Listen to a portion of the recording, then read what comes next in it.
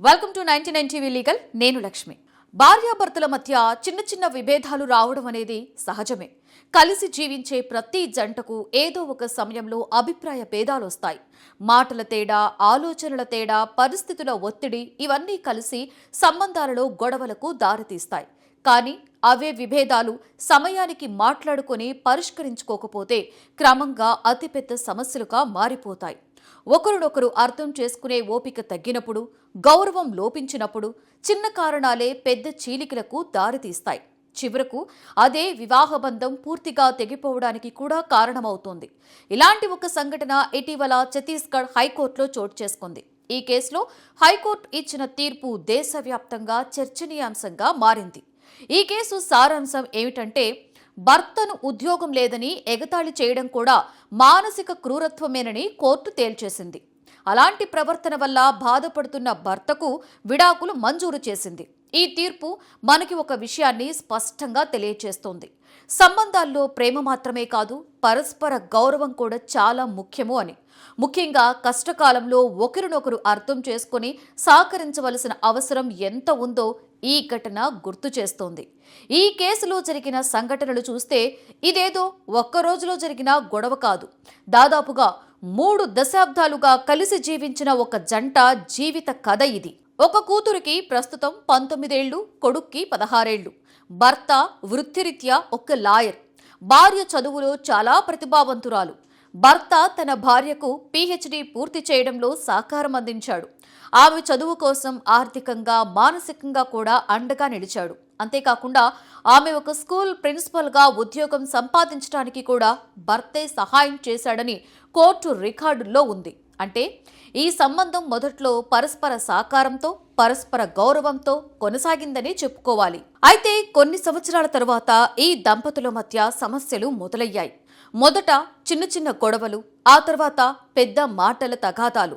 ముఖ్యంగా కోవిడ్ మహమ్మారి సమయంలో పరిస్థితులు పూర్తిగా మారిపోయాయి.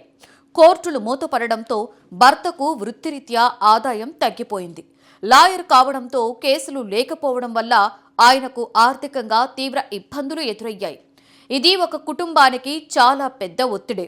ఇలాంటి సమయంలో కుటుంబ సభ్యులు ఒకరినొకరు అర్థం చేసుకోవాలి. కానీ ఇక్కడ జరిగింది ఏంటంటే, భార్య భర్తను ఉద్యోగం లేదని ఎగతాళి చేయడం మొదలుపెట్టిందని ఆయన ఆరోపణ. ఈ ఎగతాళి మాటలు ఆయనకు తీవ్ర మానసిక బాధను కలిగించాయని భర్త కోర్టులో వాదించాడు. భర్త చెప్పిన ప్రకారం భార్య తరచుగా తనని నిరుద్యోగిగా అవమానించేదని, ఇతరుల ముందు కూడా చులకనగా మాట్లాడేదని పేర్కొన్నాడు. ఇది కేవలం మాటల తగాదా కాదు, తన గౌరవాన్ని, ఆత్మాభిమానాన్ని దెబ్బతీసేలా ఉందని ఆయన అభిప్రాయం. ఈ పరిస్థితుల్లో 2020 ఆగస్టులో ఒక పెద్ద వాగ్వాదం జరిగింది. ఆ గొడవ తర్వాత భార్య తన కూతురుని తీసుకుని ఇంటిని వదిలి వెళ్లిపోయింది. భర్త, కొడుకు ఎన్నిసార్లు ప్రయత్నించినా ఆమె తిరిగి ఇంటికి రాలేదని తెలిపారు. చివరికి 2020 సెప్టెంబర్ 16 నుండి వీరు పూర్తిగా విడివిడిగా జీవిస్తున్నారు. ఈ వ్యవహారం మొదట ఫ్యామిలీ కోర్టుకు వెళ్ళింది. భర్త విడాకుల కోసం పిటిషన్ దాఖలు చేశాడు. కానీ 2023 అక్టోబర్లో ఫ్యామిలీ కోర్టు ఆ పిటిషన్ను తిరస్కరించింది. భర్త చూపిన కారణాలు విడాకులకు సరిపోవని అప్పట్లో కోర్టు భావించింది. అయితే భర్త ఈ తీర్పును ఛత్తీస్గఢ్ హైకోర్టులో సవాలు చేశాడు. అక్కడ ఈ కేసును జస్టిస్ రజనీ దుబే, జస్టిస్ అమితేంద్ర కిషోర్ ప్రసాద్లతో కూడిన డివిజన్ బెంచ్ విచారించింది. అన్ని ఆధారాలు, వాదనలు పరిశీలించిన తరువాత హైకోర్టు ఫ్యామిలీ కోర్టు తీర్పును రద్దు చేస్తూ భర్తకు విడాకులను మంజూరు చేసింది. హైకోర్టు ప్రధానంగా 2 అంశాలను ఆధారంగా తీసుకుంది. మొదటిది మానసిక క్రూరత్వం.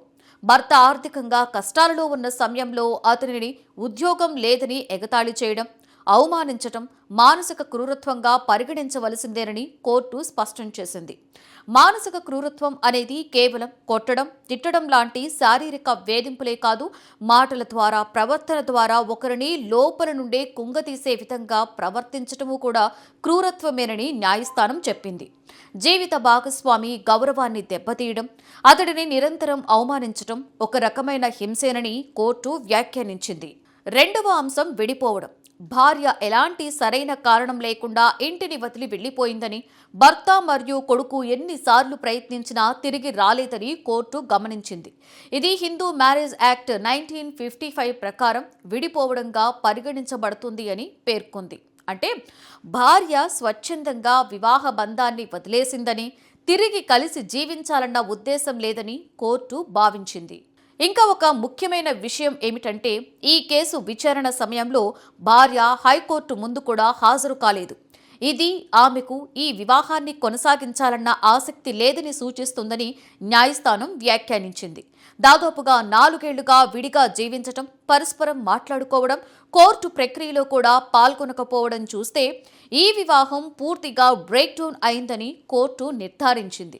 ఇలాంటి పరిస్థితుల్లో బలవంతంగా ఇద్దరిని కలిసి ఉండమని చెప్పడం అర్థం లేనిదేనని, ఇది ఇద్దరికీ మరింత మానసిక వేదన మాత్రమే కలిగిస్తుందని హైకోర్టు అభిప్రాయపడింది.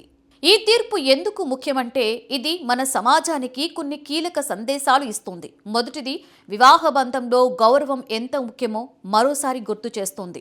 డబ్బు, ఉద్యోగం, ఆస్తి ఇవన్నీ కూడా జీవితంలో ఎప్పుడైనా మారవచ్చు. ఒకరోజు ఉన్న ఉద్యోగం రేపుండకపోవచ్చు. ఆర్థిక సమస్యలు ఎవరికైనా రావచ్చు. అలాంటి సమయంలో జీవిత భాగస్వామిని ఎగతాళి చేయడం, అవమానించడం కాదు, అతనికి మానసికంగా అండగా నిలవడం అసలు అవసరం. నిజానికి కష్టకాలంలోనే ఒకరి నిజ స్వభావం బయటపడుతోంది. రెండవది, మాటల శక్తి చాలా చాలా ఎక్కువ. ఒక మాట మనిషిని బలపరచగలదు, అదే మాట మనిషిని పూర్తిగా కూలదొయ్యగలదు. భార్య లేదా భర్త అనే తేడా లేకుండా ఎవ్వరి మాటలైనా జీవిత భాగస్వామి మనసును తీవ్రంగా గాయపరిస్తే అది మానసిక క్రూరత్వంగా మారుతుంది. కోర్టులు కూడా ఇప్పుడు ఈ విషయాన్ని చాలా సీరియస్గా తీసుకుంటున్నాయి. కేవలం శారీరక హింసే కాదు, మానసిక హింస కూడా విడాకులకు బలమైన కారణమేనని ఈ తీర్పు స్పష్టం చేసింది. మూడవది, వివాహం అనేది కేవలం చట్టపరమైన బంధం కాదు, అది ఒక భావోద్వేగ అనుబంధం. ఇద్దరూ కలిసి జీవించాలన్న ఉద్దేశం లేకపోతే, ఒకరు మాత్రమే ప్రయత్నిస్తే ఆ సంబంధం నిలబడదు. పరస్పర సంభాషణ, అర్థం చేసుకోవడం, అవసరమైతే కౌన్సిలింగ్ తీసుకోవడం ఇవన్నీ కూడా చాలా ముఖ్యం. అయినా సరే ఒక దశలో సంబంధం పూర్తిగా బ్రేక్ డౌన్ అయితే బలవంతంగా కొనసాగించడం ఇద్దరికీ నష్టం కలిగించడమే తప్ప ఉపయోగం అస్సలుండదు. మొత్తం మీద ఛత్తీస్గఢ్ హైకోర్టు తీర్పు కేవలం ఒక వ్యక్తిగత కేసుకే పరిమితం కాలేదు. ఇది దేశవ్యాప్తంగా ఎన్నో జంటలకు ఒక హెచ్చరిక లాంటిది. ఉద్యోగం, డబ్బు, హోదా ఇవి తాత్కాలికం, కానీ జీవిత భాగస్వామి గౌరవం, భావోద్వేగాలు మాత్రం శాశ్వతం.